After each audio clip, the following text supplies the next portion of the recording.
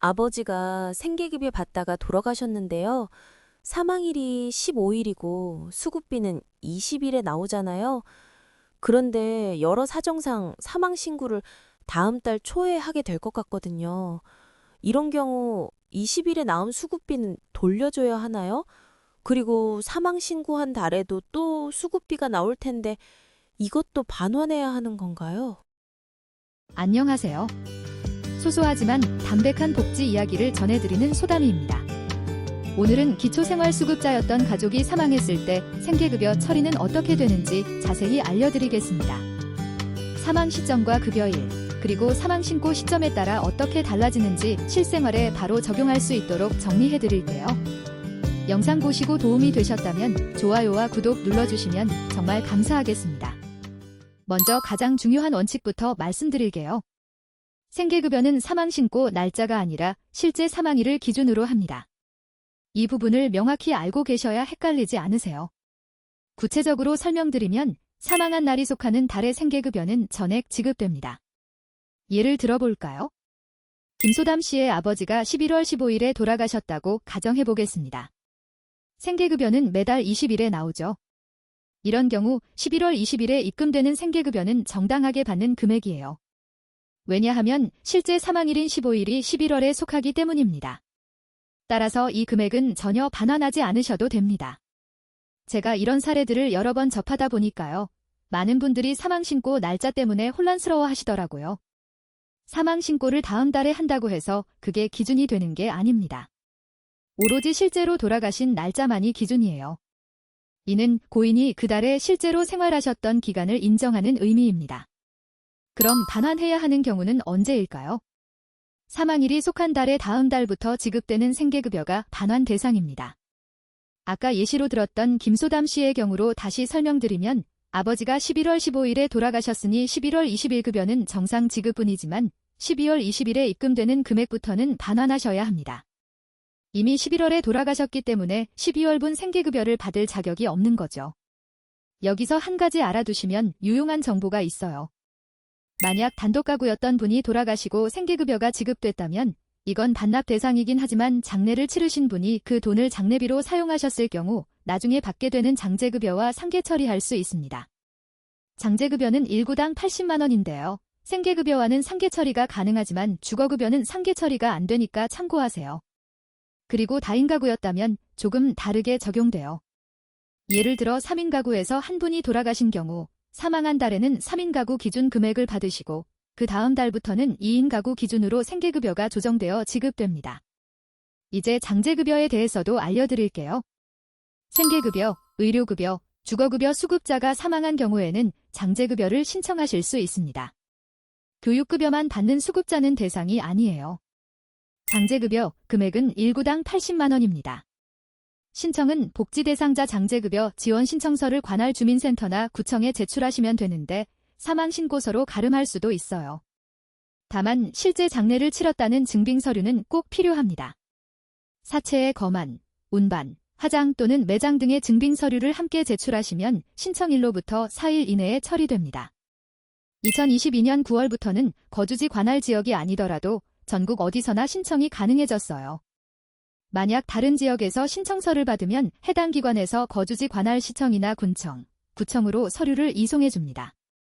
장제급여는 실제로 장례를 치르는 사람에게 지급되는 게 원칙입니다. 단독 가구주가 사망했는데 부양 의무자도 없는 경우에는 시장, 군수, 구청장이 직접 장례를 행하도록 지정한 사람에게 지급할 수 있어요. 또 사망자가 남겨놓은 확인 가능한 금전으로 장례 비용을 충당하는 것도 가능합니다. 생계급여 지급 기준에 대해서도 좀 더 알아볼게요. 2025년 기준으로 생계급여 선정 기준은 기준 중위소득의 32%입니다. 1인 가구는 76만 5,444원, 2인 가구는 125만 8,451원, 3인 가구는 160만 8,113원, 4인 가구는 195만 1,287원이에요. 5인 가구는 227만 4,621원, 6인 가구는 258만 738원, 7인 가구는 287만 6,297원입니다. 8인 이상 가구는 7인 가구 기준액에서 6인 가구 기준액을 뺀 금액인 29만 5,559원을 추가로 계산하시면 돼요. 생계급여액은 생계급여 최저보장 수준에서 가구의 소득 인정액을 뺀 금액으로 산정됩니다.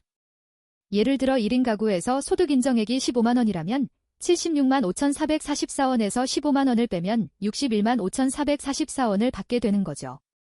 금액은 10원 단위로 지급되는데 1원 단위로 계산한 다음 올림 처리합니다. 반올림이 아니라 올림이라는 점 기억하세요. 생계급여는 매월 20일에 정기적으로 지급되는데 만약 20일이 토요일이나 공휴일이면 그 전날에 지급돼요. 자격 변동이 있거나 보장 결정일이 15일 이후인 경우에는 매월 말일에 추가로 지급됩니다. 급여 개시일은 신청일이 기준이에요. 수급자로 결정된 날이 아니라 생계급여를 신청한 날부터 급여가 시작됩니다. 신규 수급자의 경우 신청일이 포함된 달에 산정된 급여를 전액 지급받으세요. 다만 선정 기준의 변경 등으로 매년 1월에 새로 수급자로 결정되는 분의 경우는 해당 연도 1월 1일이 생계급여 개시일이 됩니다. 가구원이 출생한 경우에는 출생일 기준으로 가구원을 추가하여 생계급여를 지급합니다.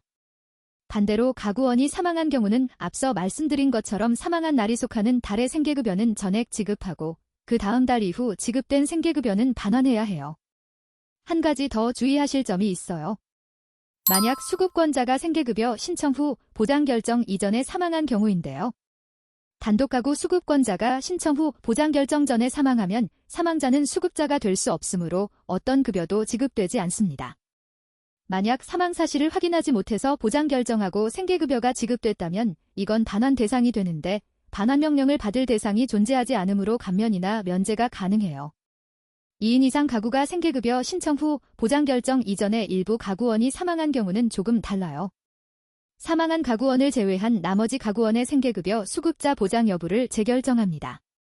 만약 사망자를 포함해서 생계급여가 이미 지급됐다면 사망자를 제외하고 지급했어야 할 금액과 비교해서 차액을 반환해야 하는데 수급자가 동의하면 상계 처리도 가능합니다. 정리하자면 가장 중요한 건 사망일이 속한 달의 생계급여는 전액 받을 수 있다는 점입니다. 사망신고 날짜가 아니라 실제 사망일이 기준이에요. 그리고 장제급여 80만 원도 꼭 신청하시고요. 단독가구였다면 사망 후 지급된 생계급여와 장제급여를 상계 처리할 수 있다는 점도 기억하세요. 가족을 떠나보내는 슬픈 상황에서 행정 절차까지 챙기기가 쉽지 않으실 텐데요. 하지만 이런 제도들을 잘 알고 계시면 경제적 부담을 조금이나마 덜 수 있습니다. 개인 상황에 따라 결과가 달라질 수 있으니 구체적인 내용은 주민센터에 문의하시는 게 가장 정확해요. 혹시 비슷한 경험 있으신 분들은 댓글로 정보 공유해 주시면 다른 분들께도 큰 도움이 될 것 같습니다. 영상이 도움되셨다면 좋아요와 구독 부탁드립니다. 소담이었습니다. 감사합니다.